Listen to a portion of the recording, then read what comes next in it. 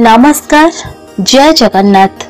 आपण मानकु मो चैनल को अनेक अनेक अभिनंदन। नारद भक्ति सुत किए मायारे निस्तर पाए, यो विविक्त स्थानं सेवते, यो लोक बंध मुमुन्नुयति निस्त्रे गुण्य भवति योगक्षेमं त्यजति। जो व्यक्ति एक निर्जन और पवित्र स्थान रे आश्रय ग्रहण करती, जो व्यक्ति सांसारिक कामना और बंधन मूलोत्पाटन करती, जी त्रिगुणर ऊर्ध्व को चली जाती एवं सांसारिक वस्तुर संग्रह और संरक्षण त्याग करती। एହାର व्याख्या व्यक्तिर निज हृदय ही ध्यान निमित्त सर्वाधिक गुप्त अबा निर्जन स्थान अटे। सही स्थान वास्तव में निर्जन, जेउठारे इंद्रिय भोग्य वस्तु पाई वासना और इंद्रिय सुखदायी वस्तु निमित्त लालसा प्रवेश करि पारे नाही। केवल वनरे अवसर नेबार आध्यात्मिक मूल्य नाही। जहार कामना और लालसा रहिछि से वनरे मध्य प्रलोभनर सम्मुखीन हुअन्ति। अंतर्निहित निरवतार अत्यंत आवश्यक। सांसारिक आकर्षणर प्रलोभन को निर्मूल करबा पई एहा सहायक। निकांजन बास कले सामाजिक संपर्क सबु स्वतः अवहेलित हो जाए। जदि साधक आत्मसमीक्षा करती एवं एही दुख जंत्रणा रोग मृत्यु और शोकपूर्ण जीवन सह भगवान आधारित जीवनर महानता और महिमा को तुलना करती, समस्त सांसारिक बंधन दूर होता है। अनासक्ति और वैराग्यर अभ्यास पाए निर्जन स्थान अनुकूल होता है। निज इच्छानुसार साधक आध्यात्मिक अभ्यास रे निमग्न रहती। अन्य व्यक्ति द्वारा तांकर शांति भंग हुए नहीं। से भल पाउथुवा सुख स्वच्छंद्य परिहास करने को बाध्य हुअन्ति, कारण निकांजन स्थान रे सब सुविधा उपलब्ध हेब नाही। समस्तଙ୍କ निमित्त निर्जनता अनुकूल नुहे। निर्जन स्थान रे रहिले बहु व्यक्ति आलस्य पारायण अपरिच्छिन्न होई रहिबे। संसार रे रहिले ही साधकंकर नैतिकतार विकास होई परिबो। उच्च स्तरर साधकगण ही निर्जन स्थान रे वास करि परिबे। संसार ही श्रेष्ठ शिक्षक।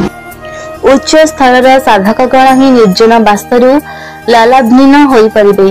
निर्जनता भल पाउथुवा कवि गान करथिले, हे निर्जनता तुमर आकर्षण शक्ति केउठी। प्रभु कृष्ण निर्जनता उपर अत्यंत महत्व प्रदान करिसंती। विविक्त सेवी लघ्वार्षि जसवाक्य मानस। निर्जनता द्वारा असीम लाभ हुए। प्रयास बिना मन एकाग्र रहे। संसार रे सबु दिगरु विक्षेप ही लाभ होता है। जड़े प्रारंभिक स्तर साधक परे लक्ष्य उपरे मन को केंद्रित करने कष्टदायक।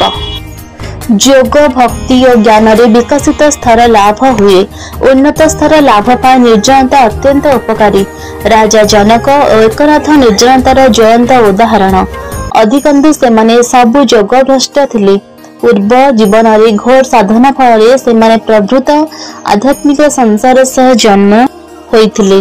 केवल पृथ्वी स्तर रे भूवलोक रे और स्वर्गलोक रे बंधन अछि, किंतु महलोक जनलोक तपलोक तथा सत्यलोक रे बंधन नाही। संथ हेछि आलोक बा ज्ञानर प्रतीक।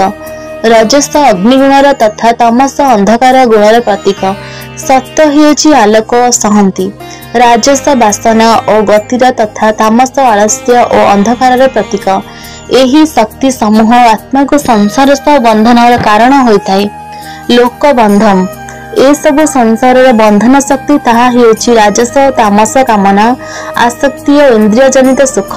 समस्त साधनार लक्ष्य हेउछि एही तीन गुणर ऊर्ध्व को चली जिबा।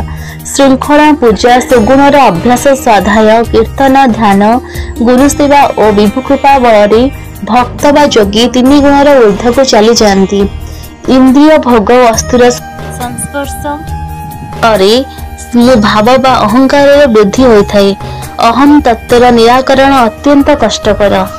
योगक्षेम योग अर्थ आवश्यकता पूरण करने और क्षेम अर्थ आमर निकट रे वस्तु समूहर सुरक्षा। आध्यात्मिक दृष्टि योगर अर्थ भगवान मिलन अबा ईश्वर साक्षात्कार अबा योग साधनार अभ्यास, जहाँ माध्यम ईश्वर उपलब्धि होता है।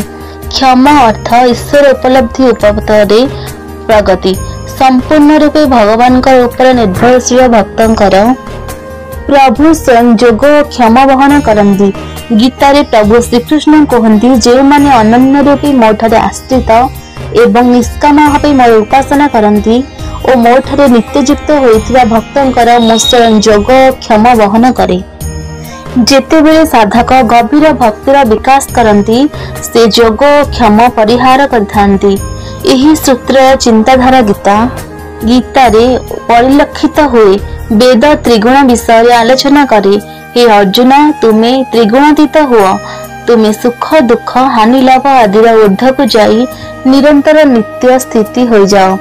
जोग क्षमरे अभिलाष न रखी परमात्मा परायण हो जाओ।